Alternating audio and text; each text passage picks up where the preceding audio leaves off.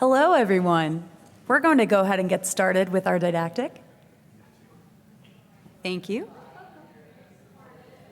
Hi, everyone that I know, and the one person that I don't. My name's Robbie Paulsen. This is Dr. Jeffery Hill and Dr. Erin McDonough, and we're proud to co-present our didactic today, which we call Teaching How to Teach, how you can create an education consult service within your residences teacher's curriculum. So first, we have no financial disclosures. We would like to thank our department, the University of Cincinnati, for their support. I would also like to acknowledge Dr. Brian Stetler in the audience, Dr. Ryan LaFollette, and Dr. Matt Stull, all of whom were involved in the original derivation of our education consult service. So in our didactic today, we're going to divide this into two parts. The first is going to be a brief literature review looking from a global perspective at residences teachers' curricula and how they measure educational outcomes. Then we'll describe our tool, which we call our education consult service, including the 3 phases of that consult, and allow you to view our bedside teaching assessment tool. In part 2, we'll discuss the various logistical pearls and pitfalls for those that may be thinking about implementing an education consult service at your own institution. And we're happy to take questions at the end, obviously. Everybody else here knows me. So let's start with our experience. So what does the literature say about residences teachers' curricula? So the ACGME and LCME both require programs to train residents to teach at the bedside. Yet in a survey of emergency medicine residency programs done by ON back in 2017, only 60% of EM residencies actually said that they had a formal curriculum. And that number is probably lower because that survey was limited by a 29% response rate. So when you look at these curricula, most of them are using didactic content or some sort of case-based module or discussion to illustrate bedside teaching methodology. And there's also huge variety in curricular outcomes. 36% of curricula that are published use a survey of learner reactions. So that's asking the resident who's just completed the curriculum, how did you feel about this? Were you satisfied? Was it useful or accessible to you? Another 36% do some sort of self-reported learning on knowledge, skills, and attitudes. So they ask the resident, what do you think you learned? What do you think you do differently? Without an objective assessment of what they really do differently in the clinical environment.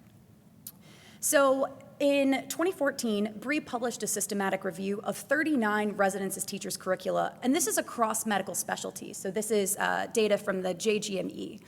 And what they found is that only 25% of curricula that were published in this large meta-analysis actually reported a Kirkpatrick Level 4 outcome. So as a reminder, your Kirkpatrick levels are reactions, learning, behavior, and results, so results-oriented outcomes. But when you read further into this study, each of these outcomes are really just an OSTE, or an observed structured teaching encounter. So like an OSCE, but used for teaching. And that has some limitations, right? Any sort of simulated or standardized teaching encounter doesn't incorporate the real-world distractions that you have with time limitation, a variety of learners at different knowledge bases and different levels that really make bedside teaching in the emergency department a unique experience. So what we asked ourselves as a group of creators was, how can we provide actionable feedback on real-time observed behavior in our everyday clinical environment? And as a result, we created the Education Consult Service in 2014. Our Education Consult Service provides a service to residents and faculty, and this is just a broad overview that we're going to break down in a second. It has 3 phases, first being goal setting, second being observation, and the third being an in-person debrief and narrative write-up. So Dr. Hill will take it from here. Great, thank you, Robbie. So as Dr. Paulsen had said, we're going to spend the next couple of minutes sort of talking in detail about each of these phases of the consult process. So this phase 1 is this goal setting process, and that's where us as the consulting sort of master teacher will sit down with the resident as teacher and talk with them about their goals for this upcoming consult. Now this is really going to vary based on who that resident as teacher is. Is this a 4th year resident who has extensive experience and this set of prior experiences and challenges that they've faced as a bedside educator in the emergency department? Or is this a more novice junior resident, a 2nd or a 3rd year that might be on a teaching elective, in which case they may have like less well-formed ideas? So the 4th year resident may have a specific thing that they want to work on, whether that's procedural teaching or giving feedback to their learner or teaching in the moment at the time of a presentation. And And so like in this first part of this consult, we can sort of set the stage for what we are going to look out for when we go on to the second part, which is this period of observation. And really our goal with this period of observation is that we want to be as unobtrusive as possible. We really want to be that like fly on a wall. Because what we don't want is we don't want our mere presence and our observation to really affect their behaviors. Whenever you're being observed or measured, you're going to be much more likely to change your behaviors to sort of play to the test, as it were. And so we try to observe over a period of 4 or 5 hours, standing back, but still being able to hear those conversations that they have with their learner. And it's important also, like when we're doing this period of observation, that we try to hit it at different points in a given shift. Because at the beginning of a shift, there may be different things going on. At the beginning of the shift, as a teacher, you might be setting goals with your learners that are coming on, figuring out what they're going to be doing for the day, and figuring out what they're working on for the day. And then in the middle part of the shift, you're going to be doing more of the supervisory role. You're going to be trying to teach them in the moment. And at the end of the shift, you're going to be providing them feedback on how they did. And so it's important that, you know, during this observation, we sort of capture all of those different moments. We also try to find shifts where there's adequate patient volume and maybe a mix of learners involved too, whether that's just medical students or medical students and residents. We use this structured assessment tool to help guide our period of observation as well. We developed this in-house through a nominal consensus building technique with a group of residency leadership, clinician educators, and a chief resident, and came up with 5 different domains sort of bedside teaching based on a literature review and our iterative process. One being learning climate, content teaching, supervision, feedback and evaluation, and self-assessment. And then we went through and we defined observable behaviors at sort of 5 different levels of performance along the way. And when we studied this and looked at our inter-rater reliability, we found that there's a pretty good inter-rater reliability with a Cronenbach alpha of 0.723. This form has 2 sides to it, so it's not just sort of this quantitative side, but there's also this second side of the paper, which has a space for sort of qualitative feedback and for us to write down, observe behaviors and teaching moments that we saw that we can then bring up later when we enter this next phase. It also has a spot here, as you'll note, for us to write down sort of what the learner's goals or the resident as teacher's goals were for the shift. So the third phase of the consult is this sort of debrief and write-up phase. And really, I think that this phase is probably one of the most important of all 3 steps. Like, all of them obviously are important in the whole process, but this is really one where you get to sit down with that resident and discuss and have them reflect on the time that they had in the consult, reflect on what those initial goals and objectives were, and how they were able to sort of work on those through that period of observation. And then you can sort of have your own insight into their behaviors in that in the teaching shift, and give them some advice and practical tips for improving in the future. It also provides them an opportunity for self-assessment, which is one of those 5 domains that we identified within on the teaching consult form. So it allows them to kind of gauge how they are performing as that resident as teacher. And then we finally sort of write up this narrative letter, which describes the consult process and describes the behaviors that we saw and the strengths and weaknesses and areas for improvement that the resident has as a clinician educator, which is a very nice thing that they can include within an education portfolio.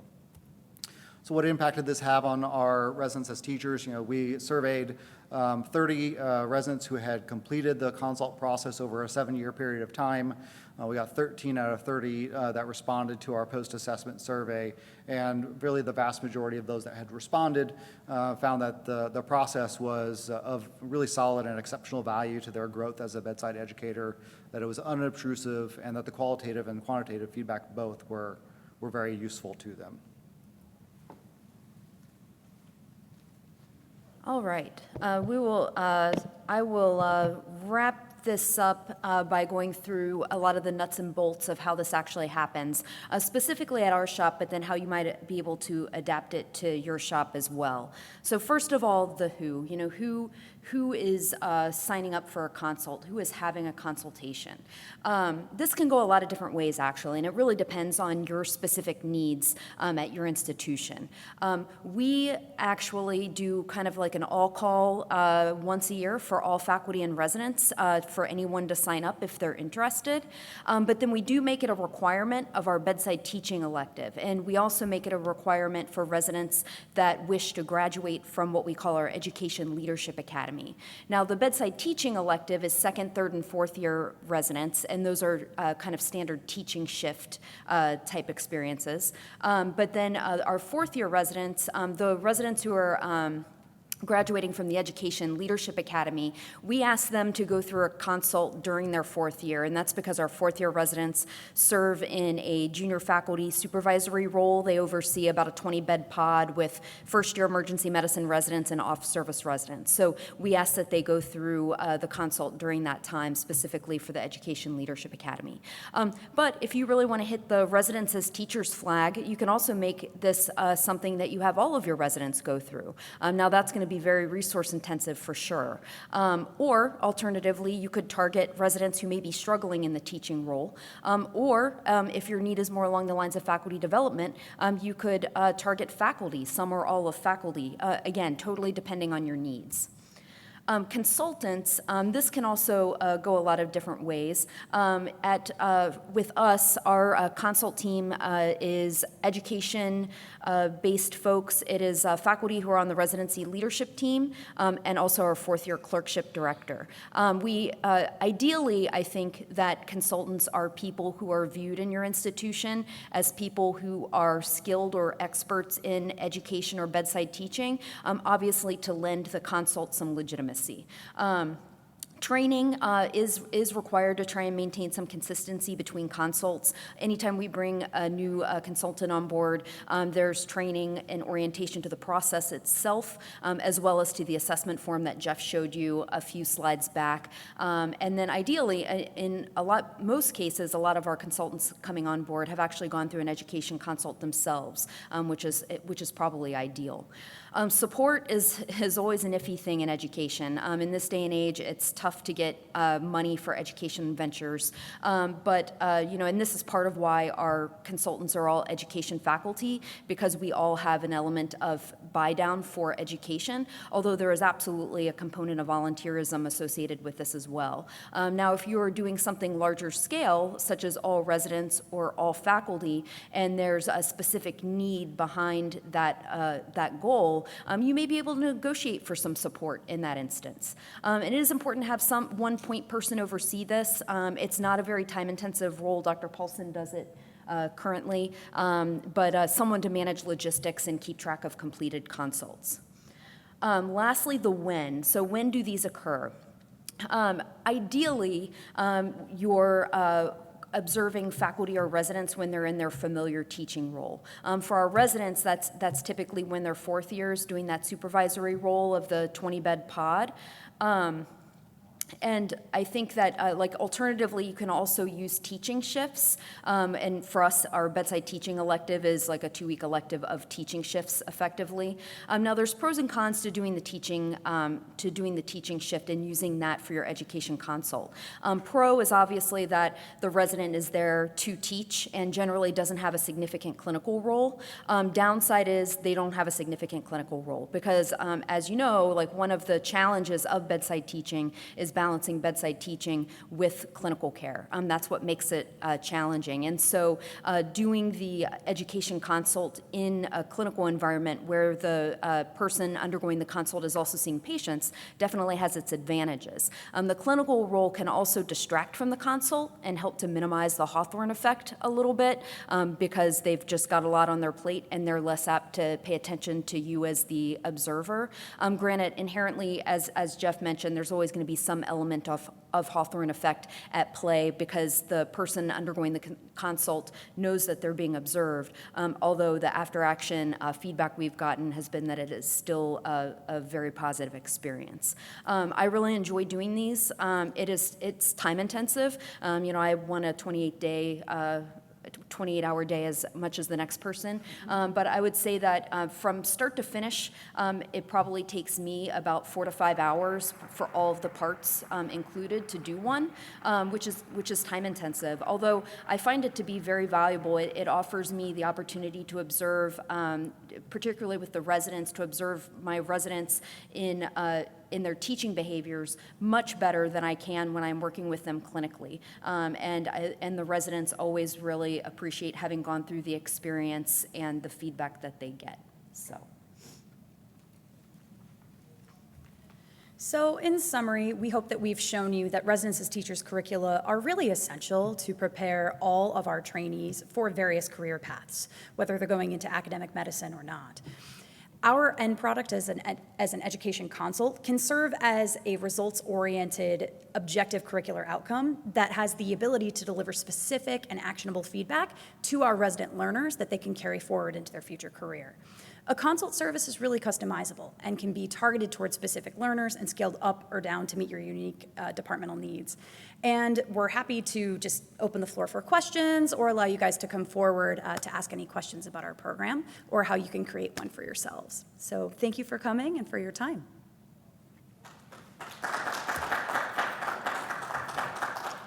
We're a small group, so if you have questions, just shout it out. Not going to bother with a mic.